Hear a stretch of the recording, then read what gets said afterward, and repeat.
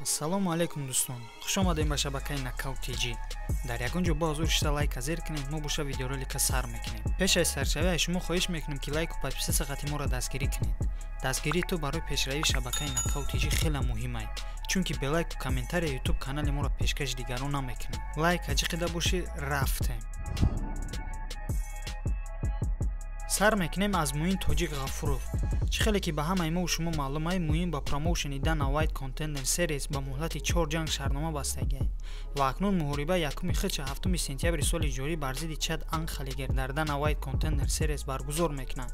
ба Муин Ғафуров бурдборӣ ва дар 4 муҳориба имтиҳонӣ ғалабаҳои пурсару садоро орзумандам. Шумо дар бораи Муин Ғафуров чӣ фикр доред? Оё он метавонад дар яке аз промоушенҳои беҳтарин баромад кунад ё не? ҷавобтонро ҳатман дар комментария нависед. баъди ба финал баромадани лоиқ ва соҳиби $1 миллион шудан як роҳи мушкил мемонад ва дар сари ин роҳ Рауш Манфиёи бразилиягӣ истодагиаст. Рауш Манфиё бо Кей Коллар ҷанг кард ва ба финал биромад. ҳамин тавр расман санаи 27 октябри соли ҷорӣ дар финали Гран-при ПФЛ Лоиқ Раҷабов бар зидди Рауш Манфиё барои камарбанд ва соҳиби $1 миллион шудан мубориза мебаранд. хотиррасон мекунем ки бародармон Лоиқ Раҷабов охирон ҷанги хича бар зидди Александр Мартинес баргузор карда буд ва бо қарори 11 доварон ғалабаро ба даст оварду ба финал биромад. ҳамчунин соли гузашта низ Лоиқ ба финал биромада буд ва доварон ғалабаро ба рақиби ӯ Наталь Шулт дода буданд. имсол акнун бояд Лоиқ арзандаи $1 миллион ва соҳиби камарбанд будана нишон диҳад, чунки орзуи деринаи ӯ ҳай. финал кати балочка забардаре ки дар Америка иншоалло то вақт эълон мекунем. финал дар Майами мешава, балочка қатъи мешава. ҳатман биёем гарини мақсад мотиватсия метада зур мешавада. худо ки бо айдурини клетка мо ба камарбанд бубурем чӣ хеле зурай.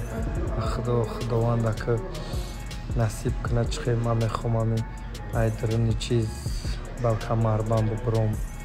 чӣ хеле барои мардуми мо зур мешавад. фикрем якм престижни мисолига пояс барои тоҷикомон мешавад. значит вақте ишид значит дигар ба инсон мода мотиватсия мешавад ки ин як бачаи тоҷиктонист, значит дигарон метавонад иншоалло дигарон мотивирован мешаванд, мехезанд уже мақсад чизашон сахт мекунанд. ҷо медонед ки баъди аз чанд сол худовандам хел мекунад.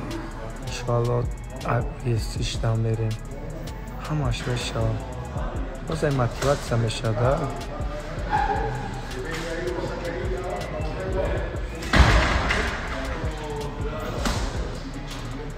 қариб омадагия ҳамаш мешавад. зур мешавад. инакда фикр мекунем чӣ хеле пояс сагиртагиам дар дистсоида чӣ хеле ба ватан бармегардӣ. чӣ хеле ҳама мардум хурсанд, худат хурсанд, вес оила ҳама хурсанд.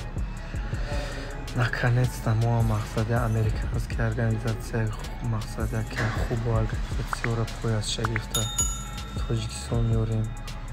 инқадар мақсад чизи зарубежниё заинтересовани мешавад ки каса тоҷико кияй гуфта хеле чизо. Рауш Манфиё рақиби ояндаи Лоиқ дар полуфинал бо Кей Колларди амрикоӣ вохӯрд ва бо қарори 11 доварон ғалабаро ба даст овард. акнун чемпион рӯзи 27 октябр маълум мешавад. ба Лоиқ Раҷабов чемпион ва соҳиби $1 миллион шудан орзумандам. дӯстон, касе агар дар бораи Лоиқ комментария нависона ва комментарияш бисёр лайк гирад, дар видеои навбатӣ номаша пешкаш мекунам. пас ин фурсат ай даст надода худи ҳозир дар таги ҳамин видео комментария нависон. ҳозир бошад дар канал обуна шидан, зангулаша ва лайка нокаут кардана фаромӯш накунед, чунки ҳамеша хабарҳои ҷолиб ба мо пешкаши шумо мекунем. раҳмат ки видеоро то охирша тамошо кардед. то видеоролики навбатӣ хайр.